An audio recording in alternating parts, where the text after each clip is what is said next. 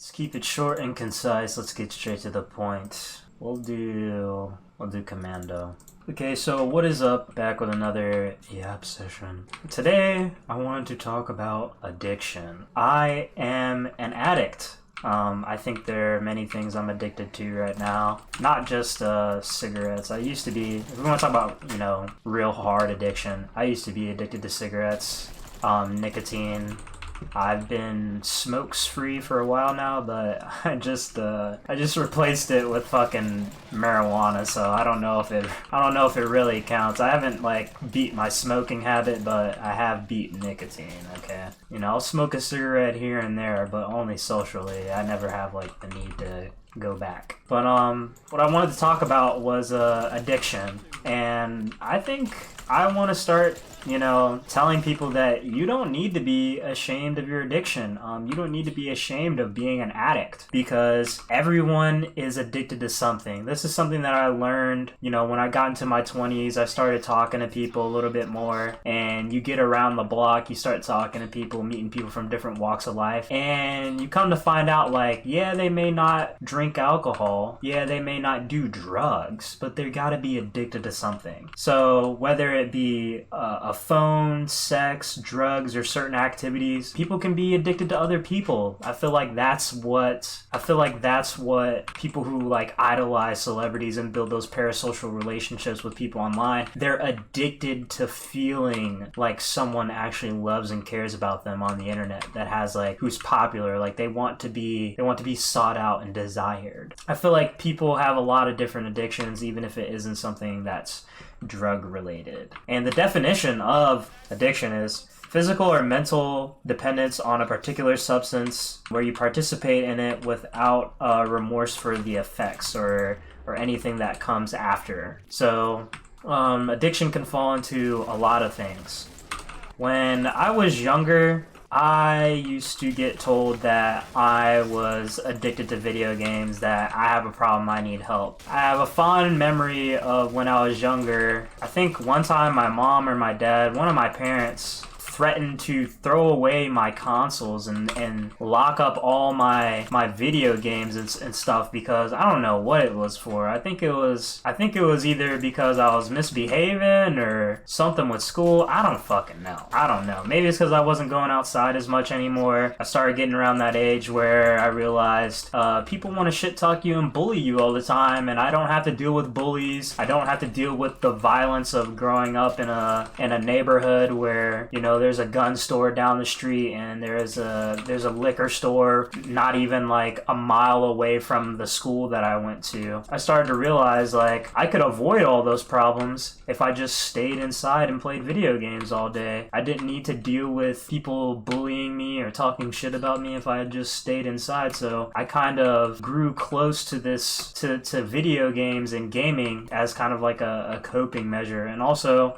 when I was younger, I was one of those gifted kids, and I gotta have some activity. I gotta be doing something. Whenever I get finished with my schoolwork early, I would either be drawing or doing something else. But if I had the chance to, if it wasn't wrong for you to take your Game Boy or your DS into school, I'd be taking that motherfucker to school every single chance I could. So yeah, I've been playing video games ever since I was young, and I got labeled as addicted to video games because I would cry. I would throw fits if I wasn't able to go and play the game, or whenever it came to punishments. Most of the time, instead of getting an ass whipping, or if my parents didn't want to give me a spanking or cut me off from something else, they'd say, well, they wouldn't say, oh, you're not allowed to play with your toys, oh, you're not allowed to read your manga or go to the library, because I used to love going to the library. I'd go there and play on the computers, and then I'd get a manga and a movie and go home and call it a day. But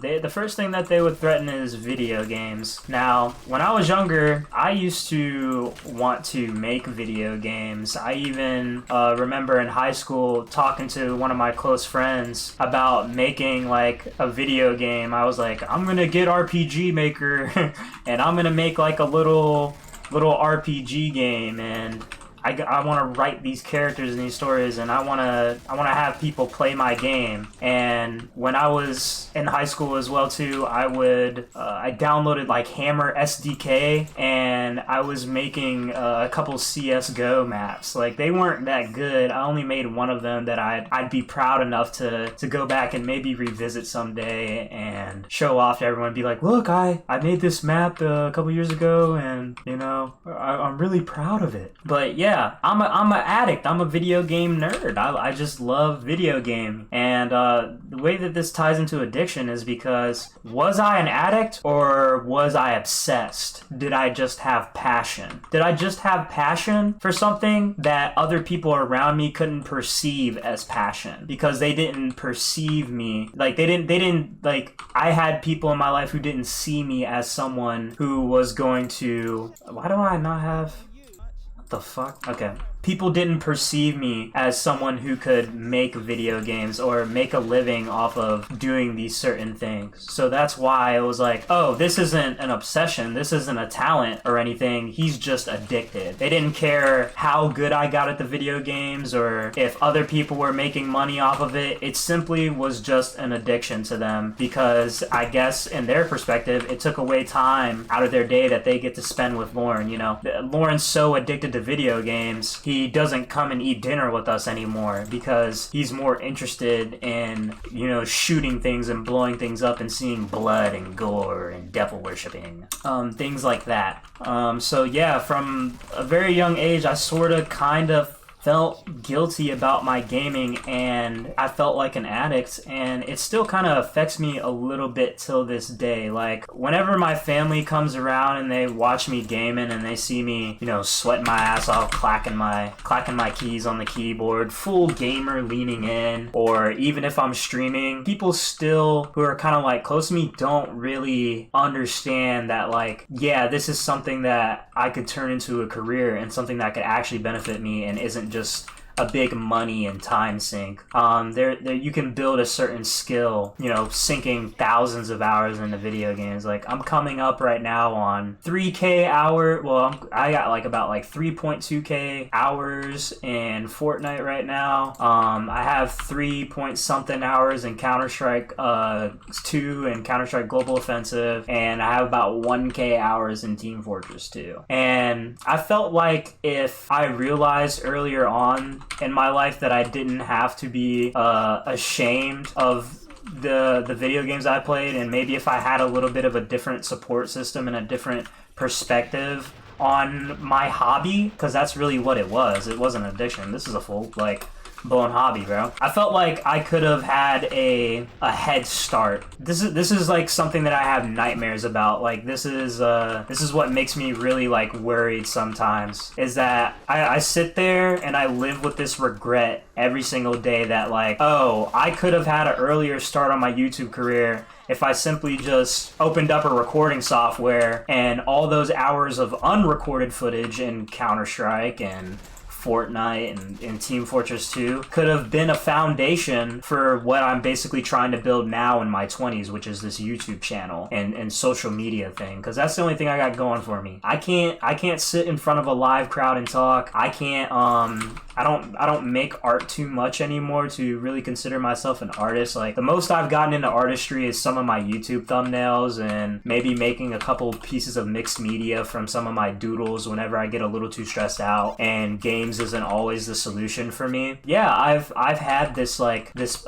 oh my god, I can't figure out where to go. I've always had this passion for gaming, and it often gets mislabeled as an addiction. So, yeah, are you addicted or are you just passionate? You could turn your addiction into something that works for you. It doesn't have to be all doom and gloom. You know, it's not the end of the world because you love spending hours of your day playing a certain game, or say if you even, like, if your addiction is like actual drugs or something like that. Say you're addicted to marijuana. Say you're addicted to cigarettes or something. Well, you could work at a smoke shop or you could, work at your own, tobacco store and sell products for other people who like smoking all the time, There's more than one way to look at your problems and turn them into something that works for you. Because I like to get up every day and I walk downstairs, I walk past grandma, try to avoid the unskippable cutscene, and I walk downstairs to my computer, I turn that bitch on, I'm playing a fucking game. I'm not always making a video or coming up with a new video idea. Most of the time, I'm just fucking bullshitting on the game. I'm just, chilling out, enjoying my time. So, yeah, you can turn your addiction into something that works for you, and then once it starts working for you, and then when it starts making money for you, when everyone around you is asking, like, how are you doing that? How are you doing this and that? Now all of a sudden it's passion and an obsession, and now all of a sudden it's not gross. It's not something that's eating away, at your life, and something that makes your family and friends concerned for you. Being able to harness the things that sort of kind of rule your life and turn them into something that can work for you is a way to kind of cope with addiction. And also, you don't have to feel bad about addiction. You don't have to feel bad about being addicted to really anything in your life. If you're addicted to your social media, if you're addicted to sex or other things like that, if you're addicted to a certain action or hobby, life itself is addicting. I had this conversation with a coworker around last year. I had this conversation with one of my coworkers. We were talking about we went on this trip, and some of us were smoking weed, and there was one guy who was smoking cigarettes. And then the conversation starts going towards like addiction and things like that. Like, oh, I can't smoke cigarettes all the time like that. That's kind of gross. Like, there's certain groups of people, I'm one of them, who will smoke cigarettes if they're like out drinking or out at the bar and social with people. And then there's like, the classic pack a day, or oh, I need to smoke on my smoke break, or if something stressful happens, I'm reaching for the vape. I'm reaching for the pack of ciggies in my back pocket or in the glove box of my car. And I said to him, he was talking about like this and that, this is addicting and that's addicting. And I had the bright idea in my mind. I said, life is addicting. I'm like, how are you not addicted to life? I'm like, if you're choosing to live every single day knowing you gotta wake up, pay some bills, or do some fuck ass shit you don't want to fucking do, you're addicted to life. You're addicted to suffering. You're addicted to waking up the next day, eating food. You're addicted to working and going into your little routine that you do every single little day. You're addicted to your little niche, okay? Everyone is addicted. Everyone's addicted to life in some kind of way. So you shouldn't feel bad about addiction. You shouldn't feel bad about the habits that you form or the routines that you fall into, because everybody's doing it. Even CEOs and people who make millions and thousands of dollars, make money in their sleep, they're snorting cocaine, okay? I'm pretty sure I went to one of these meetings that I gotta do for this new job that I'm trying to get into. It's gonna be insurance-based. It's gonna be very corporate, very against my own personal morals, by the way. I feel like those sort of jobs kind of align with right-wing ideologies, and I'm a libtard, I'm a leftist, I'm a socialist. I think everything should be free and suffering shouldn't be something that we profit off of. One of the speakers that came up there, the guy who runs the place, every time he's talking, he's sniffing, bro. This nigga's on cocaine, and nobody's sitting there batting an eye. No one's looking left and right. Is like, is this guy on cocaine right now? He is for sure on cocaine, bro. And it just dawned upon me. I was like, when I grew up, and I started seeing like videos on TikTok where people are like, look around. I'm like, there's a lot of people on drugs that you just don't realize unless you're looking for it. Like, you gotta be looking for it. A lot more people are on drugs and addicted to things than you like to think, but when they're presenting themselves, they just don't want to say that. They don't want it to be known and don't want it to be talked about. So yeah, don't feel bad about it. And one thing I wanted to talk about that links back to, I got labeled as an addict for video games. Really, it's obsession. And obsession is needed for you to be successful at anything in the modern day and age. You need to be obsessed with your craft. You need to be obsessed with yourself. You need to nerd out. I don't know if you've heard, I don't know the guy guy's name, but he makes these videos. He goes out into these nice open venues when he goes on a walk. He kind of looks like a frat boy crypto bro. Probably played high school sports or something like that. I'm about to die. Probably played high school sports or something like that, college sports. And he says you need to nerd out. You need to have passion. You need to be obsessed. Think of Kobe Bryant. This is the Kobe Bryant example, and I'm comparing addiction to Kobe Bryant. And some people be like, this nigga's fucking stupid. Kobe Bryant.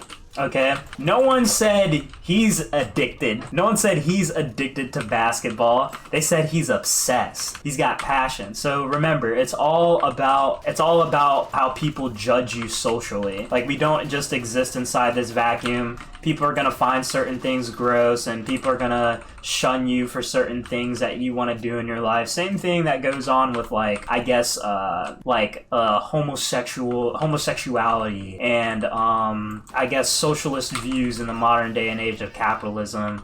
People just frown at them because it's just not the norm. It's not socially accepted. So everybody says, like, you're a freak, you're a loser. They label you as something bad because it's just new, or they don't understand it. Most of the time, people around me didn't understand the appeal of getting on a game like Killing Floor, like I'm on right now, and shooting the same zombies in the same 30 or 40 maps that I got. People just don't understand how this is satisfying to me, but I don't understand how sometimes it's satisfying for people to wake up and scroll on TikTok all day while they sit in their fucking bed and do nothing but scratch their fucking balls and flick their fucking bean in their pussy, bro. I don't understand how people get up and do that, but hey, to each their own. I learned that I need to take a step back and just let people do what they want to do, because your time on this earth is limited and people really can't tell you what to do, like what the fuck to do with your life. Like, how you gonna tell me what the fuck I'm gonna do with my time on earth? Like, I'm suffering. I'm on the same fucking bullshit rock where I'm paying taxes to pedophiles, and our government is ran by pedophiles and crooks and child rapists, and yet you want me to feel bad